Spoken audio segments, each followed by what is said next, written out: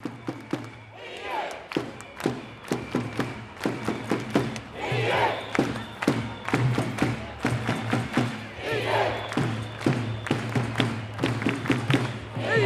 have an elective democracy so that our MPs who do know more about this kind of thing, they can make these decisions for us. And experts, we need experts to speak. And I have watched experts, people with PhDs in European law.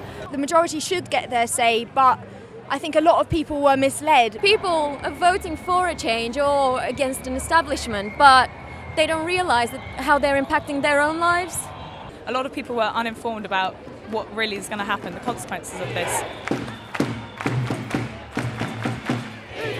This march is about real democracy that takes into account views of people who are educated, who are capable of understanding the issues.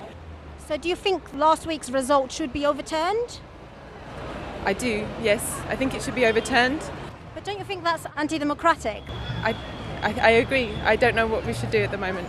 And we want it back now. That is why we're here, and we will get it back. It doesn't mean that we won't get it. And we deserve a second chance to make sure this is the right thing to do for our country. I consider myself European. I speak languages, I don't want any of this little Englander stuff, and I'd like to see an election, actually. If there was a second referendum, I would question if the result would be the same. It was clear we should have had a figure in mind that you had to reach for a referendum with this impact to come good. We didn't have that. It should have been 3 or 4 questions to gauge the public mood. I think an in-out referendum, it was a stupid election promise to make.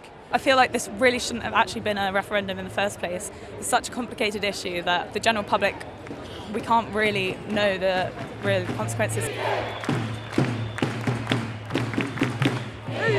All of us just thought, oh well, Remain is safe because we live in a place where we're very, very open to other people, other cultures, and unfortunately it turned out that not everyone is so.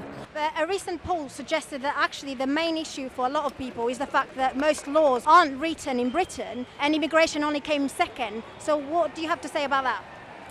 No comment about that, if that's okay. Obviously, and I know there's always this point being made that not all Leave voters are racist, but this debate has really normalized a very, very worrying discourse. And it's all just been based on racism and xenophobia and scaremongering. This means I won't have the right to live and work in other parts of the EU. But it will have a detrimental effect on my retirement.